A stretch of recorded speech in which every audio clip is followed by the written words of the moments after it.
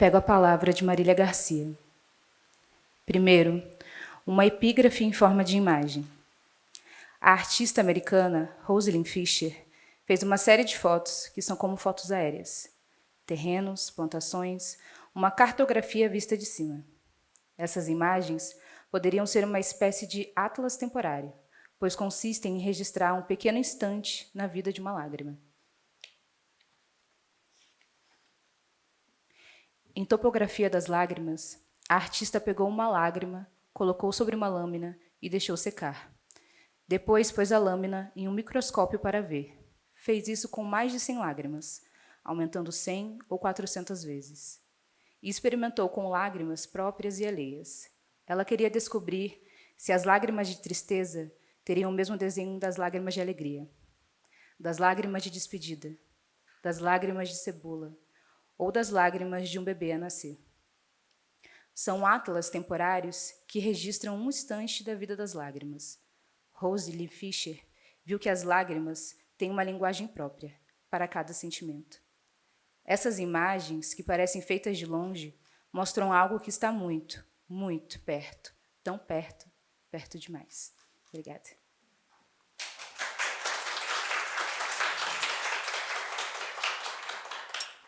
Boa noite a todas, todas e todes. O Núcleo Educativo do Museu Paranaense agradece a presença para a mesa, O Olhar de Corpo Inteiro, sobre desaceleração reflexiva e experiências sensíveis no Museu Corpo Paisagem, com Karina Dias. Esse evento é o terceiro e último encontro de um ciclo de 3 que ocorreram entre os meses de abril, maio e junho, em parceria com o Laboratório do Imaginário Radical, projeto de extensão universitária vinculado ao Departamento de Artes da Universidade Federal do Paraná, sendo o primeiro uma fala em parceria com a pesquisadora Mônica Hoff e o segundo com a historiadora e curadora Natália de la Rosa. Karina Dias é professora do Departamento de Artes Visuais da Universidade de Brasília, atuando na graduação e pós-graduação na linha de pesquisa Deslocamentos e Espacialidades, doutora em Artes pela Universidade de Paris I, pós-doutora em Poéticas Contemporâneas na Universidade de Brasília, trabalha com vídeo, videoobjetos, cartografia, fotografia. É autora do livro Entre Visão e Invisão, Paisagem, por uma experiência da paisagem no cotidiano. Coordena o grupo de pesquisa Vagamundo, Poéticas Nômades, na Universidade de Brasília. Sua pesquisa está centrada nas poéticas da paisagem e da viagem, na geopoética, nos processos de produção artística, no lugar e nos seus modos de imaginação. Coordena também o Laboratório Desloca, na mesma instituição. Como o corpo se relaciona com os espaços que habita? É possível pensar uma paisagem afetiva no espaço do museu? Como o corpo atravessa essa experiência? Como corpos fragmentados pelo colonialismo se afetam pela experiência do museu?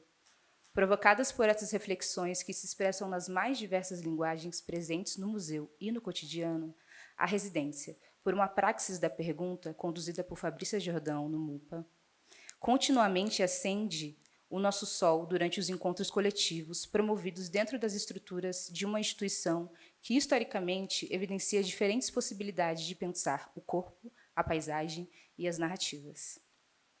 A potência da presença de momentos como este interrompe silêncios seculares e concede impulso para um olhar crítico, reflexivo e continuamente sensível a essas possibilidades. Agradecemos novamente à direção do museu por acolher essa proposta e viabilizar que essa residência acontecesse, ao público aqui presente, às nossas convidadas e aos participantes da nossa residência, que estiveram conosco pensando de modo crítico, poético e situado os espaços museais. Antes da mesa, iremos compartilhar algumas poesias, reflexões e sensações que estão sendo tecidas durante esse processo de criação conjunta. Nisso, passo a palavra para um dos nossos residentes, Fernando Vieira. Obrigada.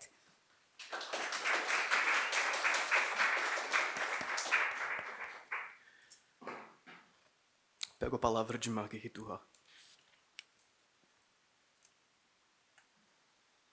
Escrever. Não posso. Ninguém pode. É preciso dizer. Não podemos. E escrevemos. É o desconhecido que carregamos dentro de nós. Escrever é isso que se alcança. Isso ou nada. Podemos falar de uma doença da escrita. Não é simples o que tento dizer aqui, mas creio que podemos reencontrar nosso caminho, camaradas de todos os países. Há uma loucura da escrita que existe em si mesma, uma furiosa loucura da escrita, mas não é por isso que ficamos loucos. Ao contrário. Escrita é o desconhecido. Antes de escrever, nada sabemos acerca do que vamos escrever, e com toda lucidez. É o desconhecido de si mesmo, da sua cabeça, do seu corpo. Escrever não é nem mesmo a reflexão, é um tipo de aptidão que temos ao lado da nossa personalidade. Paralelamente a ela, uma outra pessoa que aparece e que avança invisível, dotada de pensamento, de raiva e que algumas vezes coloca a si mesma em risco de vida. Se soubéssemos alguma coisa daquilo que vamos escrever antes de fazê-lo, antes de escrever, nunca escreveríamos. Não valeria a pena. Escrever é tentar saber o que escreveríamos se fôssemos escrever. Só ficamos sabendo depois? Antes é a pergunta mais perigosa que podemos nos fazer, mas também é a mais comum. A escrita chega como vento, é nua, é de tinta. É a escrita e passa como nada mais passa na vida.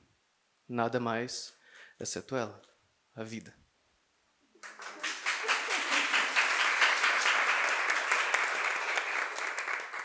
Passo a palavra a Renata. Pego a palavra de Marília Garcia. Gostaria de começar contando o que aconteceu, no dia em que recebi uma encomenda para escrever esse texto. Eu estava no Rio de Janeiro. Eu tinha ido ver uma exposição de Jean-Baptiste Debré, num museu chamado Chácara do Céu. Em determinado momento da exposição, eu queria tomar um café, mas lá não tinha café. Para tomar um café, era preciso sair da Chácara do Céu e ir a um museu ao lado, chamado Parque das Ruínas. Então eu fui e sentei no Parque das Ruínas para tomar um café. E fiquei pensando nesses dois nomes, Chácara do Céu e Parque das Ruínas. E fiquei pensando em como fazer para passar do céu para as ruínas e depois voltar ao céu. Os dois museus ficam um ao lado do outro. Tem entre eles apenas uma passarela de ligação, porque um tinha sido batizado como céu e o outro como ruína. Eu estava nesse lugar, olhando a vista do Parque das Ruínas, quando chegou um e-mail de um professor da UERJ, a Universidade do Estado do Rio de Janeiro. Ele me chamava para um encontro, onde apresentei esse texto que você está lendo. Naquela época, julho de 2016, a UERJ estava no meio da maior crise da sua história. Sem repasses do governo, não tinha como funcionar, e, momentaneamente, a universidade estava com as atividades suspensas. Já se passaram 26 meses daquele dia, e não só a universidade continua em crise, como o Rio de Janeiro anda mergulhado em ruína. Eu estudei na UERJ, e durante muitos anos da minha vida, fiquei andando por aquelas rampas, vendo o mundo de dentro daqueles quadrados. É difícil olhar as coisas diretamente, ainda mais quando estão destruídas. Naquele momento, no Parque das Ruínas, percebi que temos falado muito essa palavra ultimamente. Ruína. Não só na UERJ ou no Rio, mas em todo canto. Não sabemos o que fazer quando tudo parece a ponto de desabar. Definir ruína. Desde aquele dia, não consegui mais tirar da cabeça algumas imagens. A chácara e a ruína. E as formas de ver o mesmo lugar. E os meios de passar de um para o outro. Também não consegui mais tirar da cabeça as imagens da exposição do Debré e da sua viagem pitoresca ao Brasil colonial. Há 200 anos, Debré chegou ao Rio de Janeiro, integrando a primeira missão artística francesa, expedição que pretendia criar no Brasil uma escola de belas artes e difundir uma nova imagem do Novo Mundo.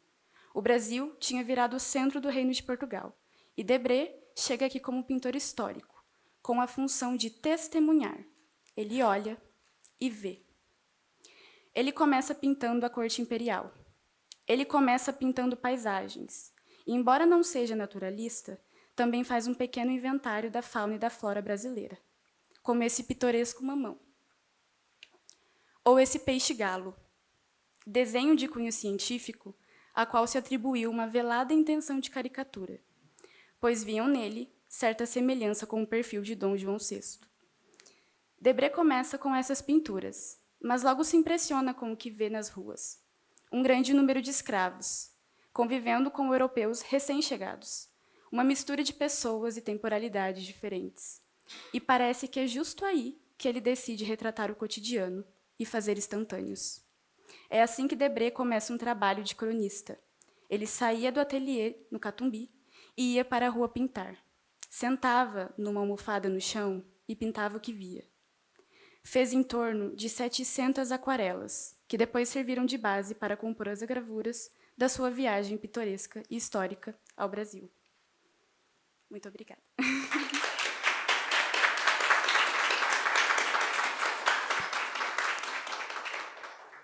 Agora eu passo a palavra para a Juliana.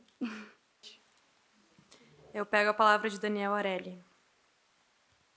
A partir das 10 horas de manhã, ele parava de pintar. O dia está declinando, dizia. Rivière Schnerber, em um ateliê de Cézanne. Acorda com a primeira luz da manhã. Aprende a reconhecer seu brilho e discernir seus tons. Lava os olhos com água fresca. Limpa-os de todas as coisas já vistas como impurezas da noite. Lança então um olhar ao mundo pela janela de sempre. Mas não tenhas pressa. Que tudo se revele em seu momento. Pintar é uma arte do tempo. Pego a palavra também de Daniel Arelli. Sair para ver o mundo, mas não como se lê. Um livro, uma carta, um jornal. Da esquerda para a direita, de cima para baixo, com sinais de pontuação, que são como sinais de trânsito. Instruções para inspirar, expirar. Fazer silêncio, fazer sentido. Sair para ver o mundo como se vê, isto é, como um pintor. Um mundo presente e simultâneo, em que tudo está à vista. 2 ou 3 peras verdes, um açucareiro branco, uma xícara azul.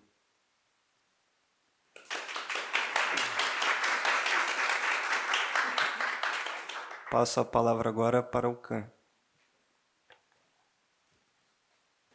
Pego a palavra de Jean-Luc Godard. A gente se esquece daquele vilarejo, com os muros brancos cercados de oliveiras, mas a gente se lembra de Picasso, isto é, de Guernica. A gente se esquece de Valentin Feldman, o jovem filósofo fuzilado, em 43. Mas quem não se lembra, de pelo menos um dos prisioneiros, isto é, de Goya. E agora eu passo a palavra para a Roberta e para a Fabrícia. Pegamos a palavra de Audre Lorde. A poesia faz alguma coisa acontecer, de fato. A poesia faz alguma coisa acontecer, de fato. Faz com que você aconteça. Faz a sua vida acontecer. Lide você com ela ou não. A poesia, por definição, também é professora. Se eu nunca mais der aula, cada poema que escrevi é um esforço de compor um fragmento de verdade com base em imagens da minha experiência e compartilhá-lo com o maior número de pessoas que possam me ouvir hoje ou no futuro.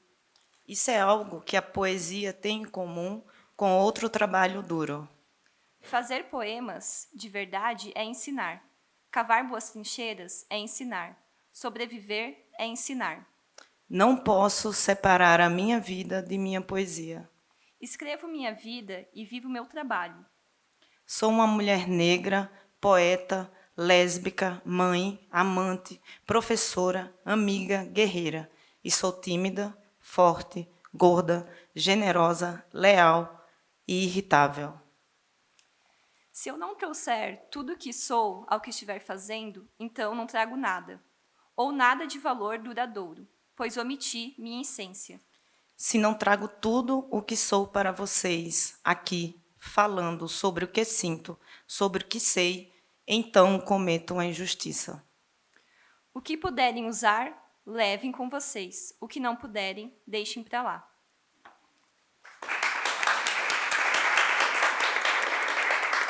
Passamos a palavra para a Johan. professora, Carina poeta, Dias. Carina Dias. Bom, gente, boa noite. Uma alegria estar aqui e minha fala acontecer na sequência dessa série de... Estão me ouvindo bem assim? Assim. Então, recapitulando, né? Queria dizer que é uma alegria estar aqui com vocês hoje e agradecer muito o convite da querida, brabíssima Fabrícia Jordão. Assim, ela não sei se vocês sabem, mas ela é extremamente amada lá em Brasília. Temos muitas parcerias, projetos e muito amor e afeto envolvido. E agradecer a Roberta por todo o cuidado aí nesse diálogo, né, desde o convite, a Gabriela também, diretora do museu. E eu acho muito interessante os movimentos do pensamento e da vida, porque a minha fala vai dialogar muito com os versos que vocês leram. Então, eu fico muito feliz dessa correnteza aí das palavras e da paisagem, né? Porque eu acho que há um pensamento paisagem que se faz a cada vez que uma palavra se abre em horizonte. Eu acho que aqui esses versos, de certa maneira, eles são horizontes, né? Quando a Fabrícia me convidou para falar, eu imediatamente uma obra, né, uma imagem veio à minha cabeça e a partir dela eu fui estruturando a minha fala e o que seria um esquema para eu vir aqui e a gente fazer uma conversa fluida, assim, no sentido de eu falar e não ter um texto escrito, ela foi interrompida pela escrita, por isso que eu amarguei de raso ali, né? Para mim é um dos versos que eu mais gosto dela. E aí eu decidi seguir esse fluxo, então eu escrevi um texto, assim, que eu estou chamando de uma fala-paisagem, mas é um texto a ser compartilhado. Eu vou ler, né, mas é uma leitura que eu espero que não canse vocês, e depois a gente abre para uma fala, um diálogo aberto aí. Eu chamei a minha fala hoje, né, a minha leitura paisagem, vamos dizer assim, minha leitura aberta, de habitar o museu como se habita a paisagem. Né? Antes de começar, assim, a paisagem é a minha área de estudo há muitos anos, já se vão quase mais de 2 décadas que eu estudo esse conceito, essa noção de paisagem. Assim, o que acontece quando, de repente, as palavras se silenciam, a linguagem se silenciam e a gente se vê diante de um horizonte ou de um espaço que faz com que a gente entenda que respira junto com o horizonte, né? Como diz o Bachelard. Então, é pensar no sentido assim, que corpo é esse, como esse corpo se movimenta no espaço. Quando é que o espaço aparece? Quando é que a gente se sente repentinamente estrangeiro e habitando a cidade onde a gente nasceu e vive, de repente a gente se sente estrangeiro a ela. O que acontece, né, nesse momento? Então, a minha pesquisa gira muito em torno da noção de paisagem, que ela acontece tanto na cidade quanto em geografias mais distintas. E aqui eu preparei para vocês, a partir das imagens que vieram, que algumas me acompanham há muitos anos. É um texto que ele vai acontecendo de forma quase como um processo sem fim. São palavras que me acompanham, outras ficam à deriva e aí outras aparecem. É um texto que ele é meio performance de escrita para mim, não na minha fala, porque não tenho capacidade para ser performance. Assim. Então, eu vou começar a ler, senão vai ficar muito labiríntico já. Então, habitar o museu como se habita a paisagem. Vou começar aqui. Deixa eu ver aqui. A onda. A onda. Em algum lugar, numa longa estrada, não é raro ver uma onda sozinha, uma onda à parte do oceano, escreve Henri Michaud. Uma onda sozinha, à parte do oceano. Uma onda que inquieta, porque não compreendemos a sua formação, a sua aparição. Uma onda entre tantas outras pintadas por Courbet. uma onda que interroga: o que vemos? De onde vemos? De onde vemos? É possível ver o que vemos? Vemos o que vemos? Aquela que vê, sabe que vê? Seria a onda uma paisagem? Indaga Céline Flecheux. Olhar a onda como quem tenta em vão isolar uma parte do oceano. Um instante preciso em que ela surge e o olho a vê. Pressentir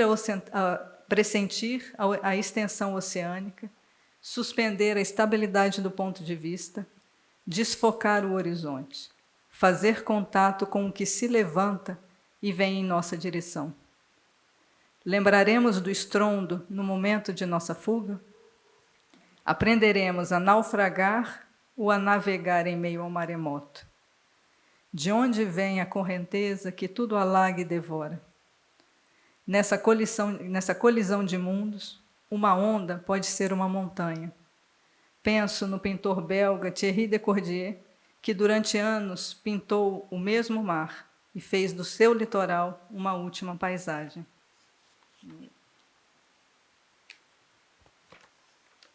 Radicalidade do detalhe que se levanta, que resiste ao desaparecimento, que nos convida a mirar o turbilhão ou a noite que dissolve o contorno da paisagem e da visão. Observar uma onda é uma empreitada da visão, um método do olhar que perturba qualquer descrição, porque interrompe o fluxo da linguagem comum em prol da escuta de uma língua enfurecida, de uma língua escondida das coisas. Nesse universo, sou aquela que a onda vê. O que diria ela que avança em minha direção? Penso nos 24 poemas para o mar de Cy Twombly, que são como anotações de distâncias, escalas, contagens, de dias e ondas, escritas sobrepostas, apagadas, alagadas, submersas. Aqui no jogo de... Olhar a onda e não esquecer, como nos lembrou recentemente Fabrício Jordão, em um post no Instagram do dia 2 de abril de 2024, as palavras ditas por Émile Zola, abre aspas, a maré da onda de Courbet, exposta em Berlim, vem das profundezas dos tempos e bate-nos no peito. Recuamos, então, sentindo a névoa do mar que encobre a sala toda. Fecha aspas. Seríamos nós náufragos em terra firme? Eu me pergunto olhando o oceano. Como sobreviver em um mundo repentinamente flutuante? Endereçar cartas ao oceano, como fez durante 12 anos o artista John Penha, até que recebeu como resposta dos Correios que o Oceano Pacífico não tinha sido encontrado. É possível perder um oceano? Lembro-me, então, de Albert Camus, quando, exilado, escreveu: eu perdi o mar, e desde então o procuro. Criar passagens e não muros, sussurra-nos Edouard Glissant. E se o museu fosse um arquipélago?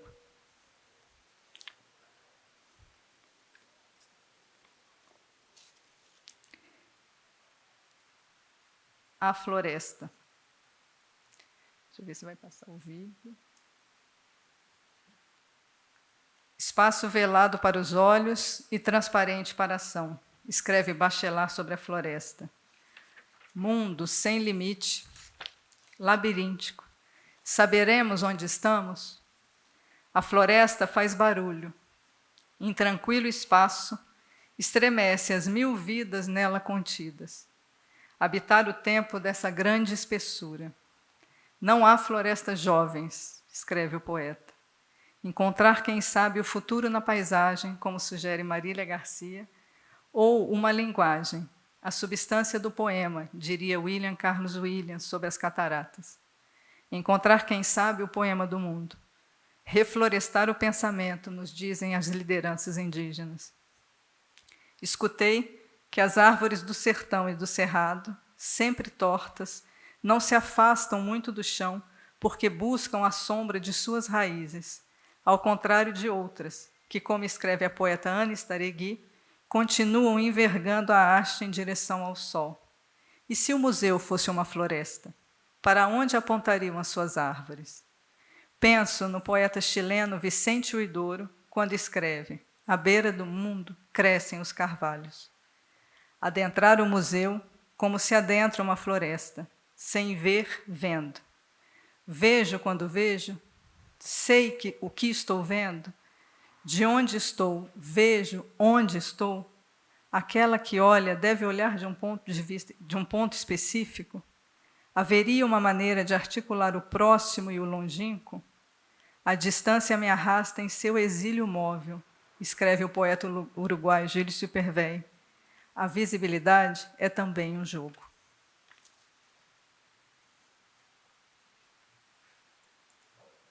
O aceno. Bom dia, adeus e obrigado. Esse é o título do trabalho da artista Julia Millward.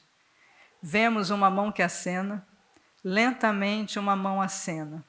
Uma mão levantada acena, como quem vê chegar ou como quem vê partir. Alguém acena para mim. Uma mão negativa acena. Impossível não lembrar das mãos negativas de Marguerite Duras, quando ela nos diz, ao mesmo tempo em que acompanhamos a câmera que desliza pela cidade de Paris num percurso crepuscular sem fim, abre aspas, você que tem nome, que tem alguma identidade, eu te amo. Uma mão para que alguém a veja. Amo qualquer um que escutará o meu grito. A mão de alguém que contemplou a imensidão das coisas. Você que tem nome, que tem uma identidade, eu te amo, de um amor infinito. Fecha aspas. Desse lugar nômade comunitário, a primeira língua acena, estrangeira, o primeiro gesto, escreve a poeta Prisca Augustônia em Rastros. O mundo é do tamanho da minha mão aberta. Evento interminável, continua a poeta. Os olhos, escreve Goethe, desejam tocar o mundo. O olho apalpa, a mão vê. O que vê a mão que acena? A quem se endereça a vista? Como nomear o que não está posto e, portanto, está? O que faz contato? Aquietar as mãos para ver. Olhar e não tocar, nos ensinam. A mão que acena provoca tremores. Cria vendavais. A mão que acena vê.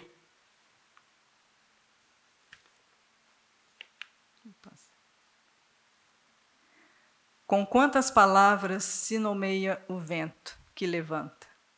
Penso nas línguas que se mantiveram próximas da natureza e que nomeiam o vento a partir do contato dele com distintas superfícies.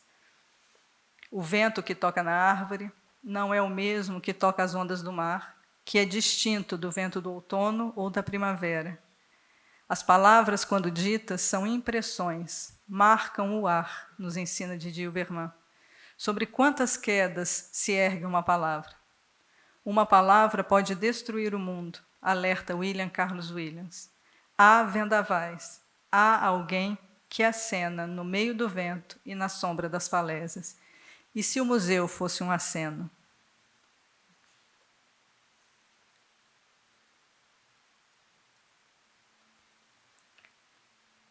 A montanha. Olhar uma montanha é aceitar o princípio de não ver tudo. Entre escalas desmesuradas e o desejo de ver que nos mantém imóveis diante dela, ou móveis, nossos olhos tracejam um contorno que resiste, porque insiste em nos mostrar que somos um ponto que vê. Diante desse sombreado volume de seu relevo, fitamos, dobra após dobra, para encontrar, quem sabe, a distância que nos fará ver, ou a proximidade que nos reconhecerá. Como eleger um cume entre tantos cumes? Pela sua forma, pela sua capacidade de atrair para si as brumas, pela sua relação de vizinhança? Quantas são as alturas do olho? Indaga o pintor Leonardo da Vinci em seu Tratado da Pintura. Face às montanhas, somos a um só tempo astrônomas e geógrafas. De sua base, olhamos para o cume com a mesma atenção de uma astrônoma que encontra seu lugar entre as estrelas. Do cume, dirigimos nossos olhos para baixo, como uma geógrafa que vai traçando os limites da Terra. Em meio às montanhas, como sabemos que atravessamos uma fronteira? Pelo gelo contido em seu topo, pelo vento que sopra distâncias, pelo rastro das mãos negativas impressas em sua ossatura? Em tudo o que vemos, há um não visto, um envie, que pulsa à espera de ser encontrado pelo nosso olhar. Todo visível camufla pela sua presença algum não visto. Todo visível assim o é porque foi visto, discernido. Nessa zona sombreada e indefinida que habita o espaço de cada porção de coisa vista, entre cada enquadramento feito pelo nosso olhar, transborda uma noite. Mesmo que o não visto não seja a sombra do visível, ele está na sombra, e somos nós que devemos chegar até lá para alcançá-lo, perdendo-nos para novamente, quem sabe, nos reorientarmos. Praticar, então, um olho noturnamente diurno. Possuir o olho noturnamente diurno é possuir um olho que cogita e não se contenta com a evidência, lançando-se para além da superfície, para sair de um estado cego, excessivamente luminoso, e assim, pela outra margem, explorar a face clara da noite. Em sua visibilidade, que é também invisibilidade, a montanha nos confirma o seu esfumato. Vemos porque não vemos. Nessa sombreada visão, nesse não visto, que insiste em nos mostrar que não veremos tudo, a pedra impõe o seu tempo, solicita outro tempo, e a paisagem tem a duração de um ponto de vista. Nesse movimento, aquela que olha não se precipita, não abandona a sua geografia, deseja manter em seu olhar uma sombreada cordilheira. Somos vagarosas na montanha. Como ser apressada face à bruma, face a uma cadeia montanhosa que nos confirma que não é possível dar conta de todo o seu relevo. Nas montanhas, fazemos uso da lentidão porque há o desejo de não se deixar perturbar por um tempo que não nos pertence. Talvez porque ser lento nas montanhas signifique, como nos lembra Pierre Sanson, aumentar a nossa capacidade de acolher o mundo e de não esquecer de nós mesmos no caminho. E se o museu fosse uma cordilheira? A cordilheira esconde a crista e o grito de alerta, escreve a poeta chilena Gabriela Mistral.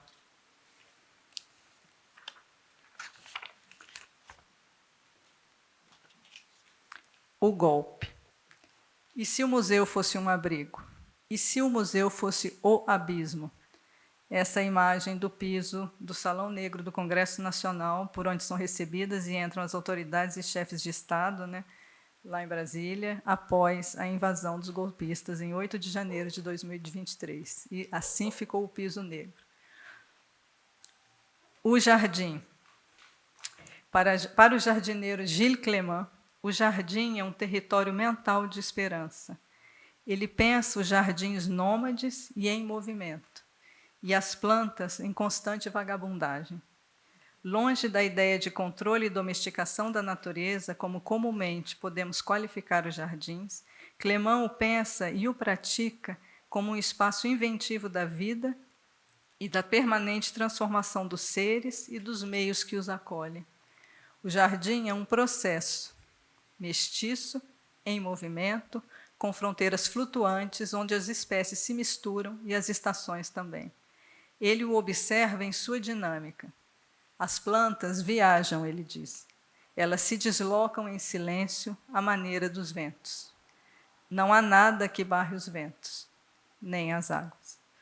Quando o fogo tomou conta da Catedral de Notre-Dame, em Paris, Gilles Clément, respondendo a uma questão em uma conferência sobre paisagem, para alguém que o indagava sobre o que poderia ser feito para a catedral destruída, ele respondeu: e se ao invés de reconstruí-la de forma idêntica, transformássemos o que foi destruído em um jardim, com estufas e até vinhedos onde poderiam se colher as uvas e produzir o vinho das missas? Para ele, nesse jardim, cada um faria o que lhe conviesse. A catedral, diz ele, é também um espaço em transformação. Penso no escritor Sylvain Tesson, quando disse, em meio à comoção internacional, as catedrais foram feitas para queimarem. E se o museu fosse um jardim em movimento? Jardinar as palavras, revolver as imagens, revoltar a história, atiçar o desejo de estar aqui, criar das cinzas paisagem, imagens floresta, indagações planícies, pontuar desertos, estar com a terra, ouvir os lugares, a fúria dos lugares, escutar o seu movimento. Se o silêncio ronda a linguagem, toda a matéria do mundo é uma forma de sentir esse mundo, o centro de uma experiência. E as bordas, escreve Gilles Clément, são lugares de esperança.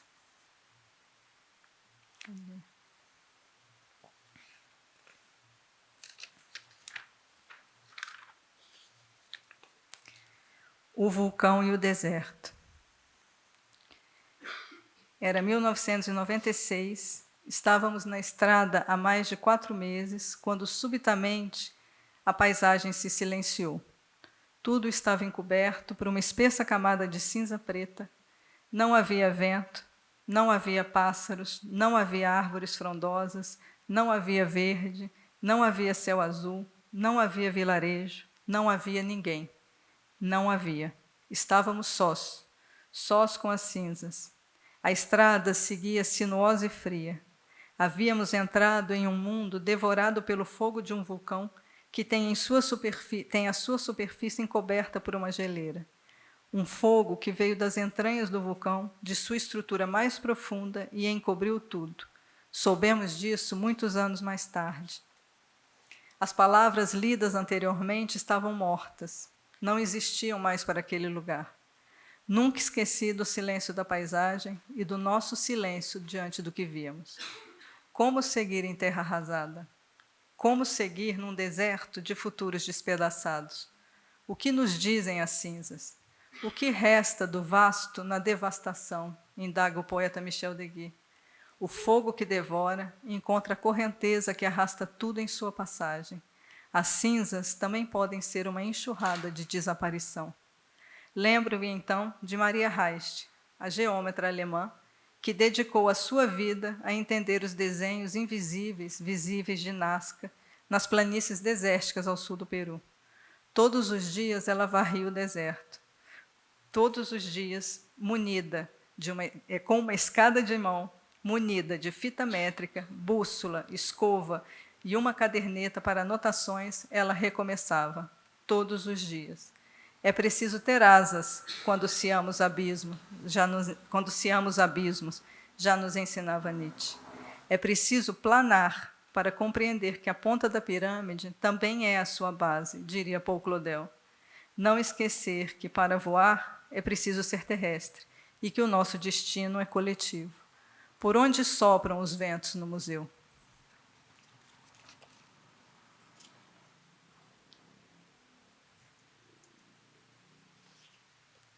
A paisagem. A paisagem é presente. Ela nos torna sensíveis à força do presente. Topologia móvel que nos lembra. Estamos onde não estamos. Estamos aqui e ali. Nessa dialética da distância e do tempo, a paisagem é presente, mas também é tempo rompido. Ela é visão e invisão, uma visão interna, entre o visto e o não visto, sempre inacabada e em constituição. Ela é passagem, um deslocamento do olhar, o encontro com a materialidade da terra. Cambaleantes, compreendemos que estar com a paisagem é discernir um ponto sensível, instalar um ponto de vista sobre as coisas, ocupar imediatamente um determinado centro de combate, um determinado segredo, uma determinada posição secreta, como escreve Charles Péguy. Nessa visibilidade, que é também invisibilidade, encontrar o ponto sensível, aquele que será o lugar da sensibilidade atingida, como nos lembra mais uma vez o poeta. Aquele ponto que arrebata, zona sensível que sussurra, trincando a superfície plana, porque instala aí um encontro, uma fusão de horizontes. Medida do olhar que silencia o ruído, A paisagem é vista e sentida, vivida, percorrida por um corpo que habita o seu relevo. Corpo medida, que sente o terreno que pisa, o ar que respira e o vento que sopra. Corpo sismógrafo, que registra as alterações provocadas pela topografia percorrida. Corpo que acolhe e resiste ao espaço. Corpo que habita uma paisagem em meio da qual insiste em mover-se, em meio da qual está absolutamente. Nessa fenomenologia da extensão, a paisagem, como escreve Gerard Jacquemin, é o olho que avança, é o traçado do olho na espessura do mundo. Mas não só. A paisagem é também aquilo que encobre a história e é onde um mato que cresce dissolve o contorno e aponta para o que não está. O que sussurra na paisagem? Que paisagem suporta os anônimos? Olhar o passado, a urgência do presente, desejar futuros. Ler o tempo, a espera do perigo, da tocaia da palavra e da esperança do relato. Escutei que esperar é um gesto. Nessa noite decretada, enfrentar a fúria dos lugares. E no sol que arde, queimar a língua para encontrar outra forma de dizer o mundo, nos ensina o jovem Rimbaud. Atenção, você é do sul, deste sul. Viemos sempre de uma paisagem. Sul, extremo sul, centro-sul, centro-extremo. Não esquecer do que escreve Bachot. Pátrias desmoronam, rios e montanhas permanecem. Em tempos de desesperança, acreditar na força coletiva do presente. Revolver o agora para revolucionar o fim. Há futuro nos presentes impossíveis. E se a beleza da paisagem nos devolvesse o mundo? Sem admiração pelo mundo, sobretudo em tempos incertos, não há revolução. Admirar o mundo é resistir ao seu esgotamento. Maravilhar-se é também um exercício, um aprendizado. Encontrar a beleza que desperta do longo sono, a beleza vital que nos afasta da morte, tal qual o fogo em tempos pré-históricos afastava as feras. É possível amar o horizonte, escreve uma vez mais Sylvain Tesson. A paisagem educa porque somos tocados por aquilo que nos ultrapassa, que é maior do que nós, mesmo as mais trágicas. A escritora Cécile Coulon diz que os vulcões a educaram. Ela, que em sua infância e adolescência desceu em suas crateras. Abre aspas. Quando você tem 10 anos e que você tem a sorte de pousar as mãos em um vulcão, isso tem repercussões na maneira como eu sinto o mundo, a carne do mundo, a carne da paisagem. Fecha aspas. Sentir a carne da paisagem, a presença da terra, não esquecer mais uma vez a nossa condição terrestre e o nosso destino coletivo. Pela paisagem chegar, pela paisagem partir. Lembro-me sempre, e uma vez mais, de Agnès Varda, que entoa, como sabemos, se você abrir uma paisagem, eu sempre erro, se você abrir uma pessoa, encontrará paisagens. Criar raízes é o mesmo que criar órbitas, escreve a poeta Julia Hansen. Encontrar, quem sabe, um sol amigo à nossa sombra, diria o jovem Rimbaud. Nesse desejo de manter-se junto às coisas do mundo, é preciso, como escreve Peggy, inversamente, deixar-se tocar, deixar-se atingir pelo mundo que vem. E ele vem. A paisagem não é estática e tampouco dócil. A paisagem é inacabada e sempre em constituição. É um encontro com a beleza da terra. Sem solo, não há sonho, entoa o poeta mexicano Cuauhtémoc. Habitar o museu como se habita a paisagem. Dizer paisagem é dizer si mesmo, nos ensina Edouard Glissant. Quantos mundos cabem no museu? Quantos são os relevos, as geografias invisíveis? Dizer paisagem, para mim, é dizer a um só tempo si mesmo e nós mesmos. A paisagem é compartilhamento, é o elo entre as coisas do mundo, experiência sensível do espaço. É o sufixo agem que vem escrever no país, território, a sensibilidade de um olhar encarnado, a sensibilidade de uma presença. Nunca é demais relembrar também que paisagem vem de país. Que paisagem nos porta? Qual a nossa paisagem comum? Que país portamos? Dessa relação profunda com o espaço e com a história, a paisagem está sempre à espera daquela que chegará. Viemos sempre de longe. A paisagem indaga: onde está? Onde se está? Lembro-me dos versos de Michel Collot: na falta de um país, escrevo paisagens. E também dos versos da poeta Laura Hiding: não tenha medo extensos da terra. A terra é o coração que erra. Complexificar, então, o interior dos museus, transformar a sua arquitetura em um lugar de esperança, uma esperança nômade. Não há errância sem esperança. Essas duas palavras instáveis e fugidias, que vivem enviando uma a outra suas luzes vacilantes, escreve Perrec. Lembro-me do poeta Kenneth White, que ante uma paisagem encoberta,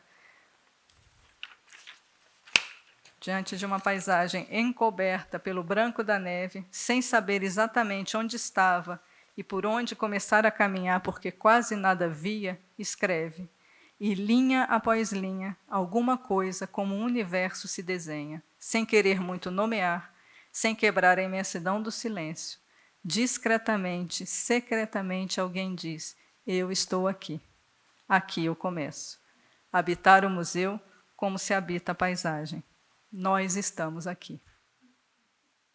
Obrigada, gente.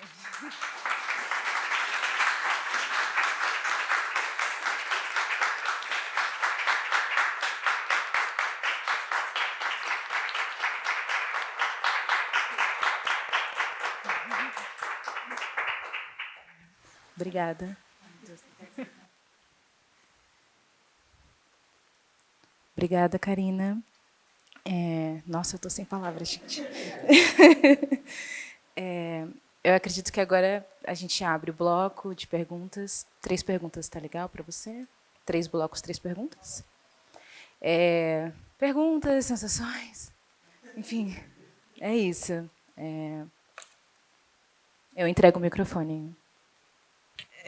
Enfim, eu acho que porque também a gente está ainda vivendo e habitando essa fala, paisagem da Karina, né? Convocando tantas imagens e tantas possibilidades. Para a gente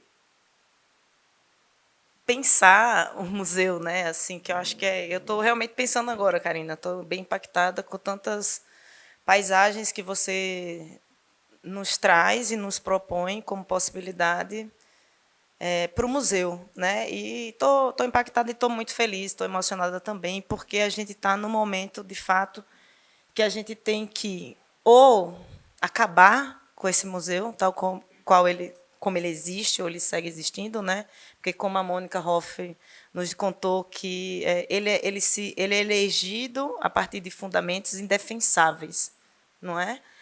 Então, ou como recentes traduções estão dando conta de pensar esse museu como esse botim de guerra, esses espólios. E eu sempre ficava muito nesse dilema, né? A gente deve lutar por esse museu, por que museu vale a pena lutar, ou a gente acaba com esse museu? E, de repente, você chega com esse sim, com esse sim absoluto, assim, né? Abrindo essa possibilidade de a gente pensar o museu a partir de tantas ideias de paisagens, né? Eu realmente estou muito tocada, porque, ao mesmo tempo, isso tudo abre a possibilidade da gente, de fato, acabar com esse museu como ele existe, não é?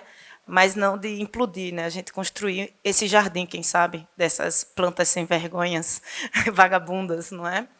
Enfim, então é mais para te agradecer, assim, estou mesmo muito emocionada, sou muito sensível e achei muito bonito mesmo. E não sei se eu tenho uma pergunta, sabe? De repente, não sei se quer falar, Robson. Eu queria falar porque é isso que eu estava pensando aqui, né? Que a gente teve essas 3 falas fechando com você, e daí a primeira, a Mônica, traz essa questão muito estrutural, e essa revolta, essa angústia, várias questões, né, para a gente pensar esse lugar.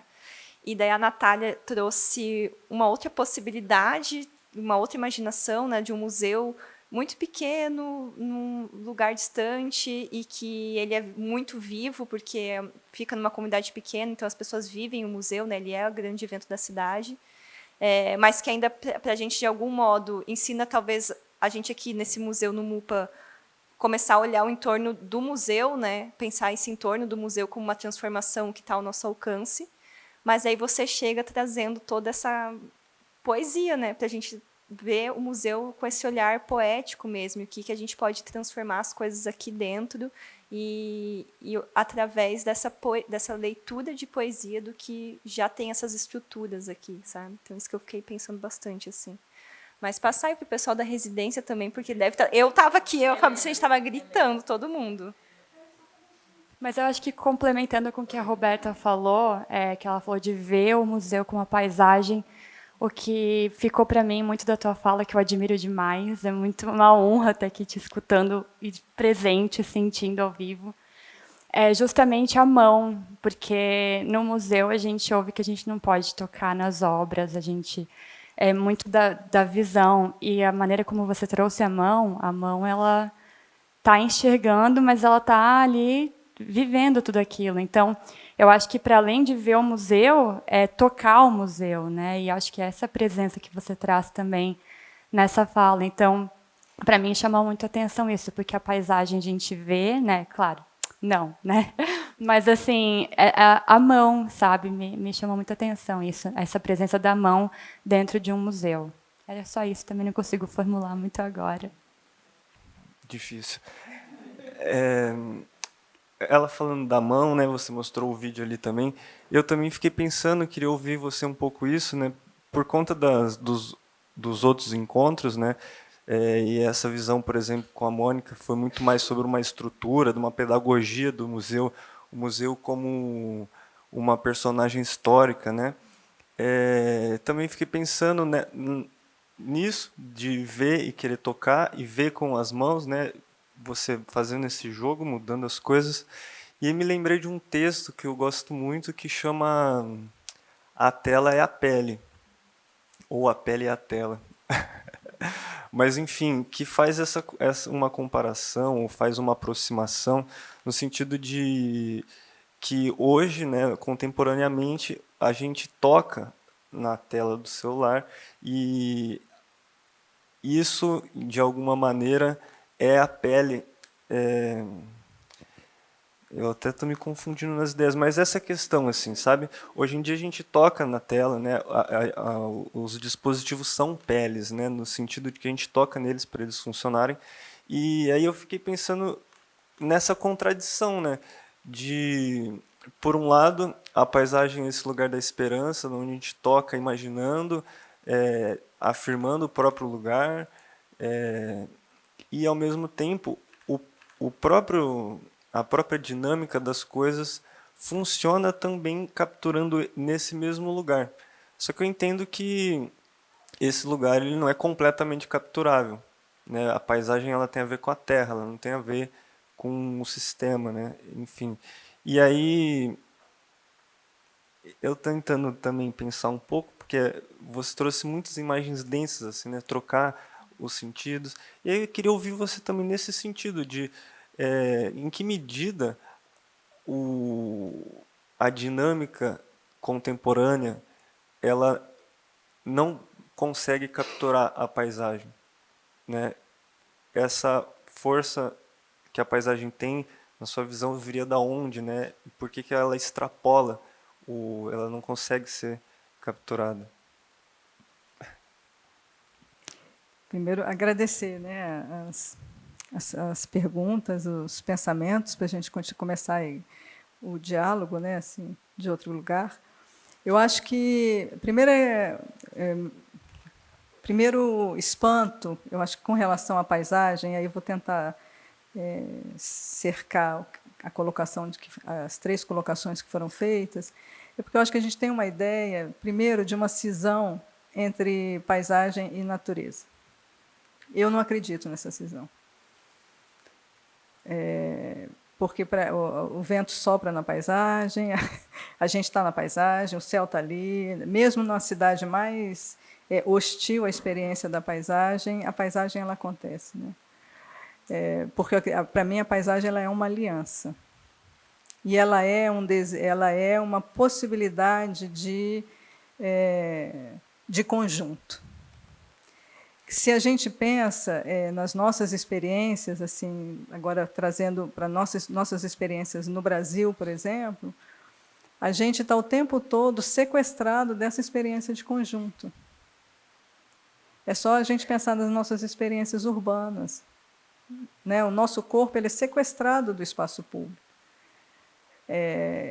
Eu acredito cada vez mais que isso é um projeto político de cegueira e de subtrair a nossa possibilidade de criar as alianças para que o espaço apareça para a gente e que a gente se sinta incluído nesse espaço. Quando a gente está subtraído, quando a gente não existe para esse espaço, como é que você vai ver esse espaço? Somado a isso, tem que, né, no Brasil, na América Latina, os olhos eles são dispositivos de segurança, mais do que dispositivos de aliança com o mundo. Então, a gente está sempre correndo. Estou falando em termos gerais. Se a gente escuta um noticiário diário, a gente não sai de casa. Né? E eu queria lembrar assim, que o museu tem 3 janelas aqui. O aparecimento da janela na pintura é considerado uma bomba visual, porque a partir do momento que a janela aparece na pintura, que o mundo exterior, isso no século XV, né, pensando na história da arte eurocêntrica, é no século XV, que é uma invenção dos pintores, né, porque eles tinham que nomear aquilo que eles estavam vendo. O termo paisagem ele não apareceu assim, ele apareceu de uma experiência concreta de um corpo dentro da cidade. E a gente esquece, não se lembra disso.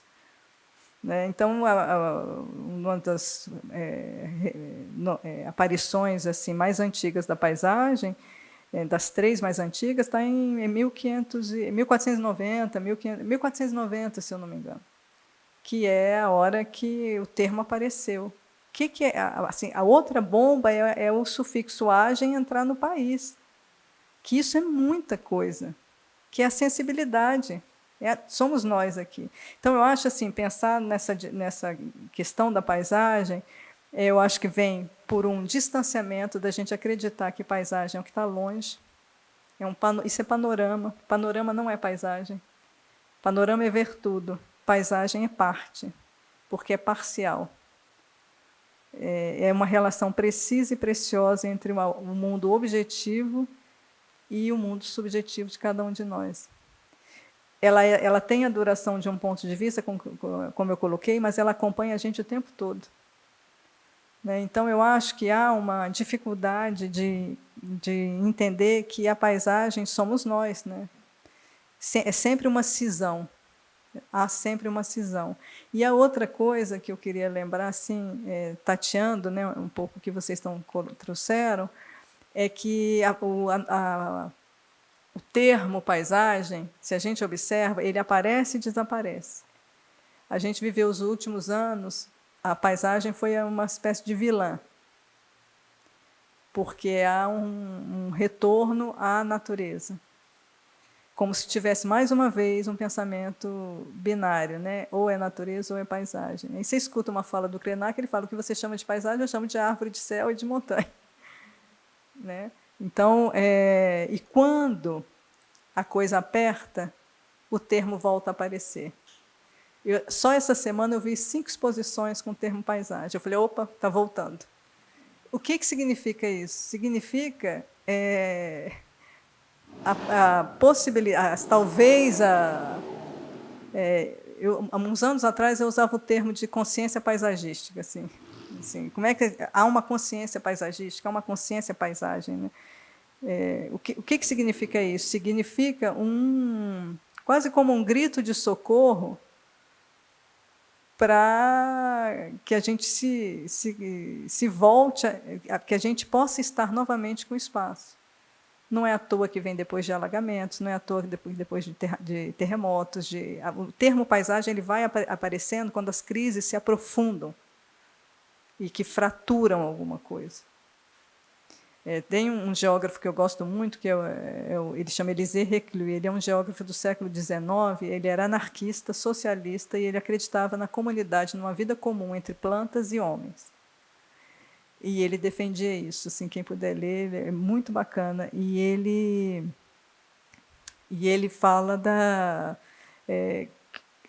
do rio, né? Cada gota de rio que você olha, você está olhando o infinito, no sentido assim que é o mundo inteiro que se apresenta, né? Quase muito chinês e tal. E ele fala que entre eu e mim a Terra, né? O Kenneth Wright ele vai falar entre eu e as palavras o mundo. Então, talvez assim chegou a hora, né, da gente assumir um ponto de vista poético, falando no nosso campo da arte, assim, assumir um ponto de vista poético, assumir um ponto de vista do mundo mesmo, eu acho. Então, eu acho que tem assim essas inversões, olhar, né, a mão vê, né? O Goethe ele fala que queria ter olhos na ponta dos dedos para poder tocar. Eu acho que é um convite, um grito de alerta para que a gente entenda que a gente olha com o corpo inteiro, né? Que isso é outra cisão, que corrobora com uma cisão com relação à paisagem, né? É preciso lembrar que esse olhar, ele é encarnado, né? E que o olho que olha para fora, olha para dentro, simultaneamente, né? Assim, então, eu acho que tem uma... Não sei se eu estou respondendo a vocês, assim, a questão, acho que a paisagem, o aceno, né, quando ela traz o aceno, essa mão que acena, e não é à toa que esse filme da Marguerite Duras, né, As Mãos Negativas, não sei se vocês, não sei quem não viu, veja, que é muito bonito. Ela fala o tempo todo disso, assim, a mão que está lá na caverna está aqui.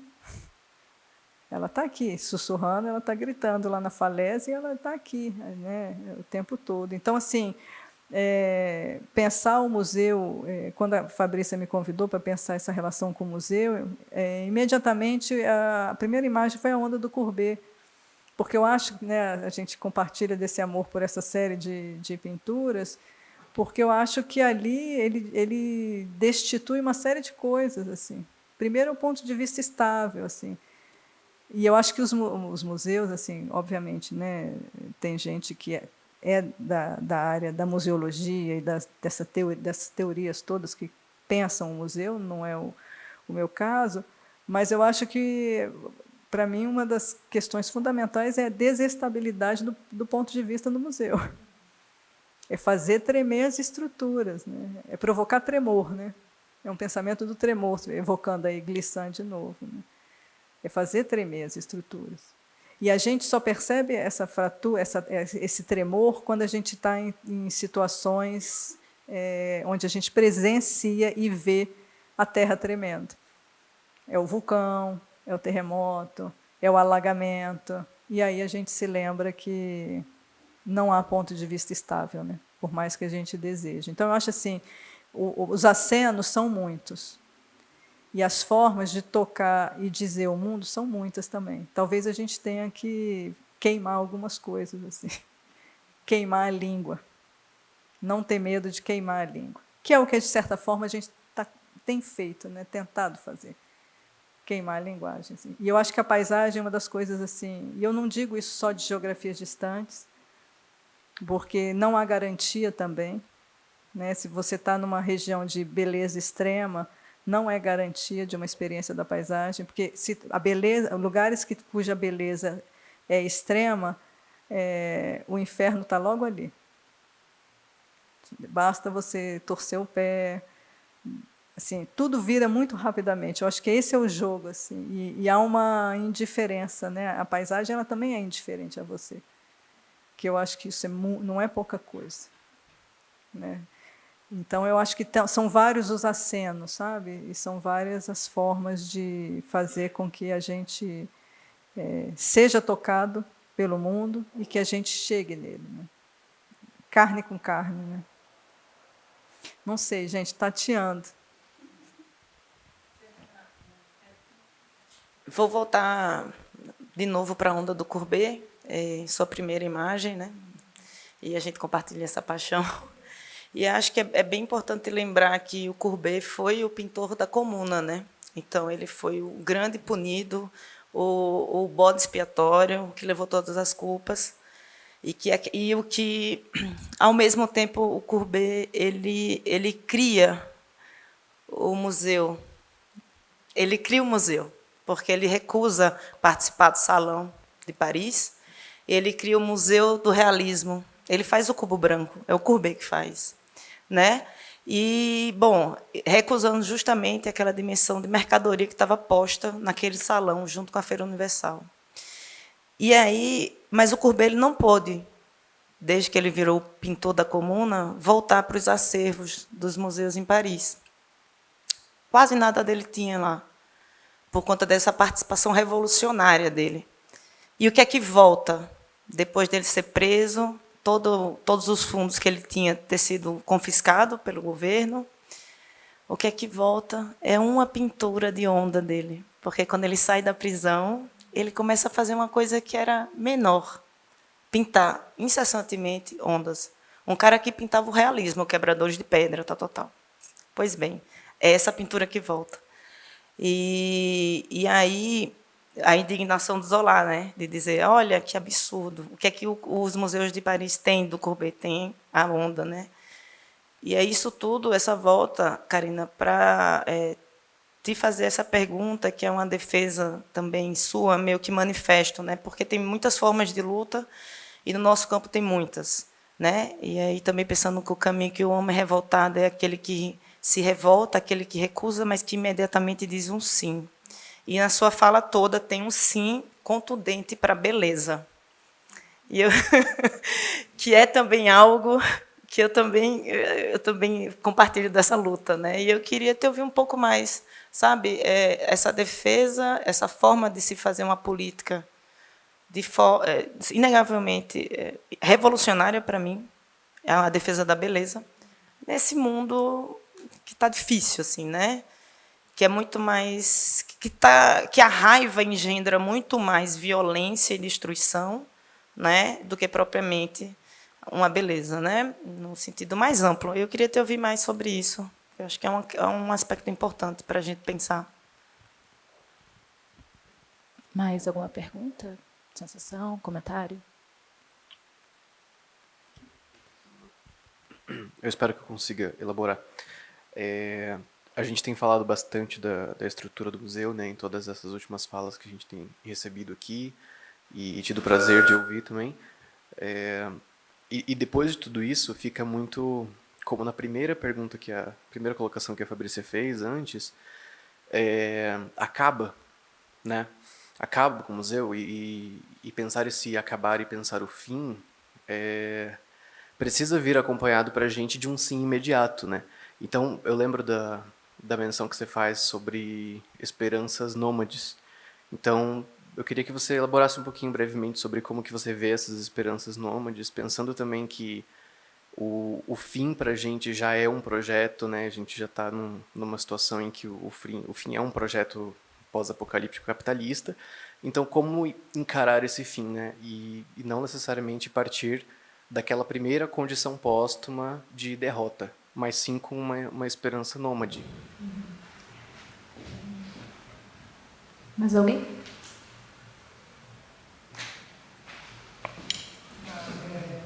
Agradeço, porque matar a bola da beleza e para as esperanças nômades. Eu acho, gente, assim, e a gente sabe que falar do lugar da beleza é terreno minado, é campo minado, mas eu acho e defendo, e cada vez mais eu acho, assim, eu acredito que sem a admiração pelo mundo, sem o encontro com a beleza, não tem como transformar. Não tem. O projeto do fim, ele é um projeto político, de luto. E a gente vai se contentar com isso? Assim, vamos todos para a beira do precipício e saltar? Eu acho que nos momentos assim, e sem cair em caminhos fáceis demais, mas eu acho que, por isso que eu coloco que, para mim, esse encontro com a beleza, essa admiração, é um exercício. É muito mais fácil a gente cair no luto permanente, na cegueira, que não é a cegueira que faz ver, né, que faz com que a gente veja sempre um pouco mais que ontem, mas é a cegueira que bota a gente olhando para baixo, porque isso também é uma questão. A beleza é um encontro com uma... Claro que tem a beleza... Não vou usar a beleza interior, que é muito cafona, mas é claro que... mas a beleza ela está numa estrutura em horizonte também, eu acho. A noção de horizonte ela é muito pouco estudada, mas tem muita gente trabalhando com estudando teoricamente e poeticamente a noção de horizonte, né, que é fundamental. Assim, quando a gente, né, se você pega, sei lá, na fenomenologia, o mundo ele se desenha como uma estrutura em horizonte, isso não é pouca coisa. É que a horizonte ela é uma abertura diante de mim, que aqui, do meu ponto de vista aqui, vocês são um horizonte. Eu viro para cá, aqui o horizonte se desenha de outra maneira. Eu virei para lá, já é outro. Se isso não é uma experiência deslocada, cotidianamente que a gente pode experimentar, eu não sei o que é. Eu acho que a beleza, o exercício da beleza e da admiração e o exercício de esperança nômade vem quando a gente compreende que a gente não é sedentário. A crença tácita e espontânea que a gente tem que nós somos seres sedentários é o nosso primeiro luto. Nós não somos sedentários. Nós somos nômades, no sentido, não estou falando dos Tuareg ou, né, de alguns grupos indígenas, o sofrimento que foi, né, em grupos, Caiapó, por exemplo, eles eram nômades. Sedentarizar, a gente sabe que sofrimento é esse para sedentarização, mas a gente não pode esquecer que quando, né, o homem se sedentarizou, ele pôde também olhar o horizonte. Então, a gente tem essa relação. Mas, ao olhar o horizonte, o que a gente pode entender disso? O horizonte é o primeiro convite à viagem. Não numa viagem capitalista, mas a um movimento interno de sair de si e ir em direção ao mundo, né? Porque a gente sabe que ali, apesar do lugar que eu ocupo neste espaço, o mundo continua. Então, é nesse sentido, assim, é desse convite, dessa noção de viagem que me interessa também, né, que está muito associada ao horizonte e que está muito associada a essa experiência da beleza. A beleza, eu acho, sabe, Fabrício, ela é também um desalojar-se internamente, eu acho. Porque a beleza ela vem numa escala que faz a gente tremer. Eu acho que esse também, e não do ponto de vista sublime, porque se a gente olha para o sublime, a beleza ela vem junto com o terror. Né? Mas e se a beleza devolvesse para a gente o mundo? O terror está aí. E talvez nesses momentos mais incertos e mais fechados, e mais aonde a pouca luz, né, no sentido assim, a tessitura está tão amarrada, está tão apertado, tudo já foi dito, tudo já foi visto. Se a gente acreditar nisso, o que sobra? O que resta? Se tudo já foi dito, se tudo já foi visto, o que resta para dizer ao mundo? E eu acho que a beleza da paisagem ela vem justamente aí, porque ela suspende a linguagem. Tal qual quando a gente está diante de uma experiência estética, por exemplo, bem didaticamente falando, sei lá, você vai num filme, no cinema, e você assiste a um filme, você está tão atravessado e abalado por aquilo, que quando alguém te pergunta no final, e aí, você gostou? Você não tem palavra. Porque não é da ordem desse lugar. E eu acho que a experiência da paisagem e da beleza é dessa ordem. E está aí o temor que a gente tem também, que é o que Rimbaud falava. Desaloja os sentidos para que a alquimia poética aconteça. É possível um desalojamento dos sentidos para que novas vogais surjam. E aí ele faz o poema vogal, né, e tal. Então, assim, eu acho que tem nessa condição nômade, você vê uma das coisas assim, isso está na língua, assim, como a gente foi perdendo essa noção de sermos seres deslocados, né? Não se faz, a gente, o termo nas cidades, nas políticas urbanas é o quê? Mobilidade urbana. Não é mobilidade urbana, isso é nomadismo, já dizia Marfesoli. Mas o que significa dizer que todos nós somos nômades? O descontrole total das leis da cidade, né? Então, eu acho que a beleza, para mim, ela é terreno minado, mas eu acho que é só com ela que a gente não vai pular todo mundo juntinho, feliz para o abismo. Porque se você pega Gilgamesh, né, as plaquinhas de Gilgamesh, ele fala, eu sou o abismo que viu. Então, assim, o abismo, a gente já está sendo visto pelo abismo. O abismo está rondando, né? Agora, o que a gente vai fazer com isso? Então, eu acho que cada vez mais, assim, eu acho que a gente tem que revolucionar o fim. E é a nossa geração. Não é a outra, é a nossa. De que forma que a gente vai acionar o presente, coletivamente acionar o presente, para revoltar o fim. Porque, senão, eu não sei. E eu acho que a paisagem ela aparece em momentos de crise porque ela é uma possibilidade de conjunto. E esse conjunto é sequestrado da gente nas cidades, sequestrado. Essa noção de conjunto ela é sequestrada nas plataformas digitais todas, como possibilidade de recompor, porque se a paisagem ela é sempre em constituição, significa que não tem controle e não tem fim. Ela é parte porque ela é parcial. E ela é a medida da nossa existência. Ela é a nossa medida. Só que é uma medida desmesurada, porque ela vem numa escala que é maior do que a gente. E eu acho que coloca também uma questão, né? Assim, o que eu vejo do mundo? Né? O que eu vejo do mundo? Assim? E ela a paisagem ela vai ser sempre o privilégio de um outro olhar que não o meu. E eu acho que isso também, para mim, há um caráter nômade. Porque ela é... A gente pode...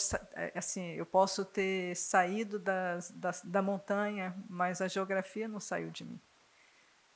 Então, a beleza ela tem isso também. Eu acho que a beleza ela nos acompanha. Né?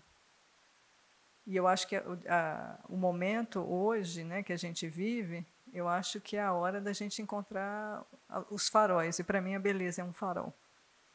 É um farol que pisca. Assim. Porque cair no luto coletivo... A gente já matou sujeito, a gente já matou pintura, a gente já matou o autor, a gente já matou tanta gente, né? Assim. Agora é hora da gente aprender. Quando foi que a gente desaprendeu a ver, né, gente? O que aconteceu? E aí, obviamente, né, não quero me estender, porque eu sei que já tem que acabar, mas eu não falei aqui, mas quem se interessar, a beleza, ela também, a beleza e a paisagem, mas especificamente a paisagem, ela gera uma ética também. A paisagem, a gente tem uma ética da paisagem. E eu tenho certeza que se a gente tivesse isso mais entranhado, né, esse pensamento paisagem, né, tem livros, né, esse compor paisagem, né, a paisagem ela é uma composição, né, é compor junto e assumir uma posição. A gente não toleraria muita coisa do que a gente tolera. Muita coisa. Primeira questão são as cidades. A gente não suportaria, seria tão insuportável, não sei aqui em Curitiba, mas lá em Brasília, às vezes eles têm uns cabos assim que passam, eles cortam a árvore assim. E todo mundo acha isso normal. Então fica um IP assim, e um IPzinho aqui, e no meio os cabos. Assim. Isso é uma falta de conjunto absurdo. É nesse sentido de conjunto, de composição, compor coletivamente. Né? Já viu que abriu a torneira da paisagem, eu não paro. Mas, assim, só para falar que isso vem junto com... que é um olho que vê, né, gente? Um corpo. Sou eu vendo isso tudo. Mas eu não estou só. A paisagem nos lembra que nós não estamos sós.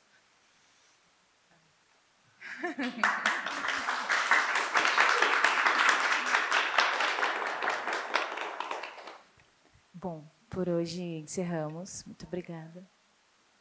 Não? Pergunta? Não, encerramos. Nossa, eu acho que é interessante também a gente falar, antes da Johanna encerrar, né, que a gente colocou aqui na frente hoje, em especial, nos outros encontros não teve isso, mas tem aqui o livro do Debré, esse que a Marília Garcia traz no poema dela, né? Então, essas aquarelas que ele fez e que depois viraram litogravuras, esse é o livro original, né? Então, a gente tem 3 exemplares desse livro aqui no museu, e ele é manipulável, então pode tocar aqui nessas folhas para ver, porque são as gravuras originais, né, dessa publicação. E o que mexeu muito com a gente, eu acho, né, estou falando por mim, mas acho que quem estava aí também pode comentar, no Parque das Ruínas, é justamente esse ponto que ela faz de conseguir pegar essa imagem que, no primeiro momento aqui, a gente olhando para ela agora, né, nesse contemporâneo, como que ela faz essa ligação de um passado para trazer isso para o presente, conseguir dialogar e enxergar com as lentes do Debré os dias de hoje, né? Então, a gente até achando isso no acervo aqui do museu, a gente gritava lá, meu Deus, que lindo! Mas é porque acho que tem muita potência também. E eu falo porque eu já fui numa exposição antes de vir para essa residência do Debré, acho que lá em São Paulo, não lembro, mas tinha umas aquarelas. Mas nunca tinha dado muita bola, assim, né? Tipo, pinturas históricas, assim, gravuras históricas. E o olhar passa a mudar quando você tem contato com essas novas paisagens, né? Essas novas possibilidades de enxergar isso de um presente. Então, acho que é interessante. Eu quero só fazer também um comentário, porque isso é bem importante, porque a gente está vendo recorrentemente essa viagem pitoresca ao Brasil do Debré ser reativada nas proposições de artistas racializados que recusam esse tipo de imagem, ou seja, que tem um gesto meio que iconográfico, porque fere essa imagem que o Debré produziu, e um pouco iconoclasta, né? Mas, em alguma medida, tem uma iconofilia também, porque eles aportam outra imagem. Mas aí, a gente vendo esse álbum, gente, e vocês podem... Estão aqui, é de vocês, é do museu, né? É de uma beleza, sabe assim? E é mesmo um presente, é um retrato de um Brasil que existiu. Não é culpa do Debré, sabe assim? Assim, a gente também tem que é isso. Quando a gente parou de ver, né? Assim, se a gente não tivesse essas imagens, a gente nem sabia que tudo isso tinha acontecido, sabe? Então, assim, para onde a gente endereça a nossa raiva? O que é que a gente destrói? Quem não é nosso aliado? Quem são nossos aliados? O Debré é nosso inimigo? Por quê? Né? Assim, é só uma perguntinha. Se ele estava lá, ele sentou e viu. A Marília Garcia diz, ele sentou e viu. E ele pintou. Ele desenhou. Quem foi que construiu toda essa estrutura? Foi o Debré? Foi o artista? Ou o Debré estava enaltecendo isso? Sabe, assim, a gente tem que entender a perversidade do capitalismo, porque ele está nos cegando permanentemente. E a gente cego está atirando nos nossos aliados, né? Então, enfim, isso também é uma coisa para a gente... E a gente ficou muito emocionado, né? A gente gritava mesmo, gente. Porque vocês... de fato, convido vocês, é uma experiência, assim, isso, enfim. E aí também toda a nossa... que a gente não pode falar, né? Mas todos os nossos livros também que a gente usou nessa residência de poemas teóricos estão aqui também para quem quiser olhar. Assim que acabar a residência também são livros que estão aqui disponíveis para serem consultados no museu, então quem quiser vir, sentar aí na varanda, sentar ali no jardim, pegar um livro de poesia para ler, eles estão aqui no Educativa, só vim falar com a gente. E acho que agora, finalmente, eu passo a palavra para a Johanna. Você tem o microfone aí, então vai. Mais uma vez, agradecemos a presença de todas as pessoas. Muito obrigada. Karina, foi incrível. Levarei essa beleza comigo, com certeza. A gente estende também o convite para o encerramento da nossa residência, que acontece dia 27 de junho. Isso. E fiquem atentos. Oi? Também numa quinta-feira, fiquem atentos às nossas redes sociais sobre esse evento e ao que tangencia os certificados. As pessoas que se inscreveram vão receber em breve e as que não se inscreveram podem falar com uma das nossas coordenadoras, Milena, e passar o seu e-mail. Muito obrigada. Só mais um aviso sobre a residência.